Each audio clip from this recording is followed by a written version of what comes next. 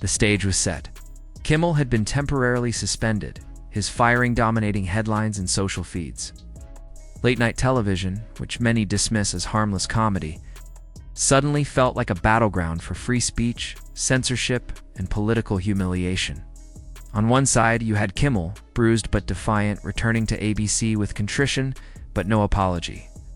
On the other, you had Piers Morgan, armed with sarcasm so sharp it could slice through steel.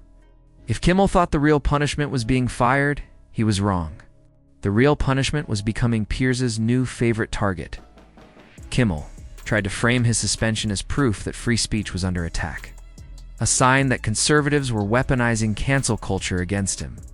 He delivered monologues about his career, name-dropped fellow late-night hosts like Stephen Colbert, Seth Meyers, and Jon Stewart, and even brought up Larry, the guy who fired him from his first radio job in Seattle. It was meant to humanize him, to show resilience. But the more he talked, the more vulnerable he looked. He wanted sympathy. Instead, he got roasted. Piers Morgan entered like a hurricane disguised as a newsman. His comments weren't just critiques. They were calculated, devastating strikes that turned Kimmel's awkward explanations into viral comedy.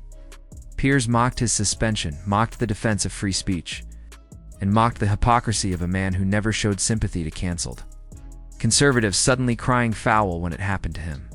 Every remark was timed like a sniper shot, precise and impossible to ignore. The internet, of course, amplified everything. Memes exploded across Twitter and TikTok. GIFs of Kimmel's forced smile, his awkward pauses, his failed comebacks spread like wildfire. Someone edited him into the famous disaster girl meme. Another video mashed up his monologue with laugh tracks, making his every word sound like a bad sitcom. It wasn't just a critique anymore, it was humiliation on a global scale. And Piers kept stoking the flames, firing off tweets and commentary that hit harder than Kimmel's own punchlines ever could. What made this different was the sheer relentlessness. Usually, a media storm fades after a few days, but Piers wasn't interested in letting it fade. He followed up every one of Kimmel's defenses with another mocking jab.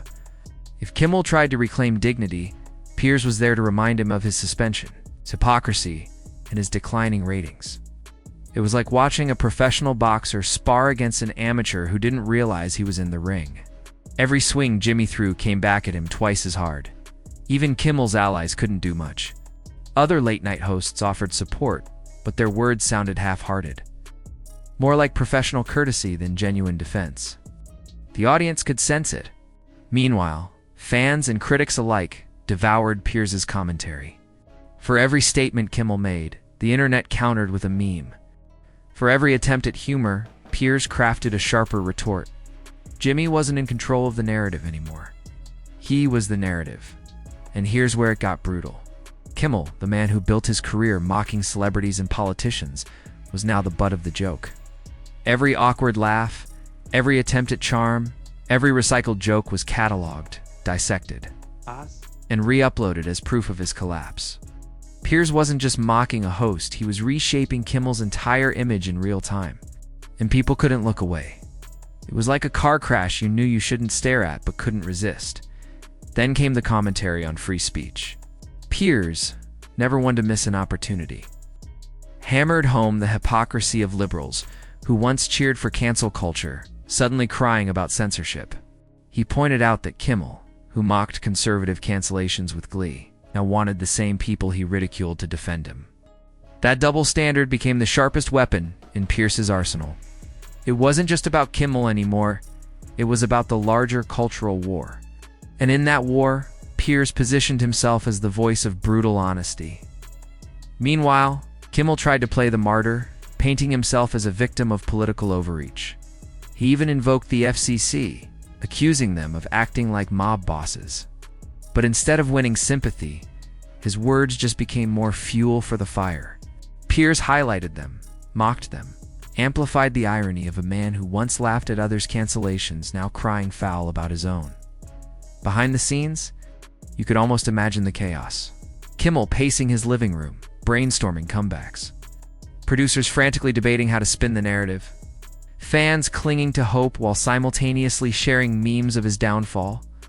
And somewhere, Piers was likely sipping tea. Scrolling through social media, grinning as the digital avalanche he set off grew bigger by the hour.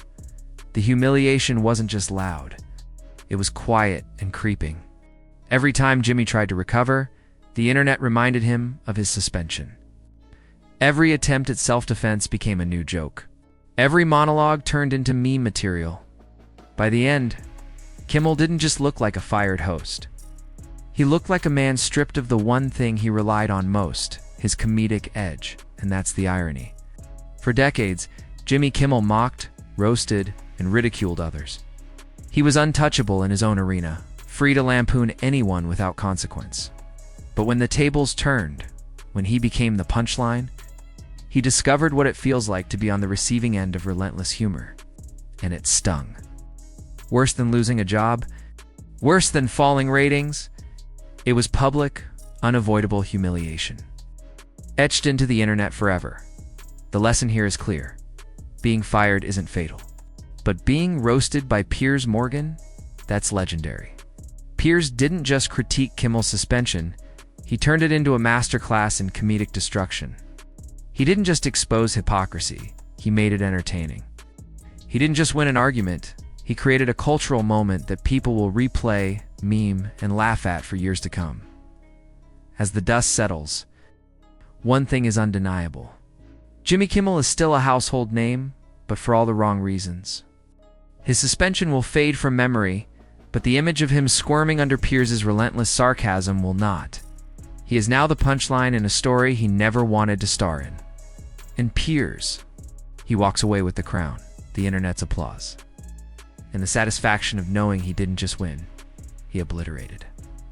So what happens next? Does Jimmy rebuild his reputation? Does Piers move on to his next target? Or does this rivalry continue, feeding the internet's endless appetite for drama? Whatever the outcome, one thing is certain. This was more than a media spat. It was a cultural reset, a reminder that in today's world, the sharpest joke can cut deeper than the harshest scandal. And now it's your turn. What do you think? Did Jimmy Kimmel deserve this level of takedown, or did Piers Morgan go too far? Can late-night hosts still recover from being turned into memes, or is this humiliation permanent? Drop your thoughts in the comments below, and don't forget to like, share, and subscribe. You won't want to miss what comes next, because if this showdown proved anything, it's that the war between comedy and controversy is far from over.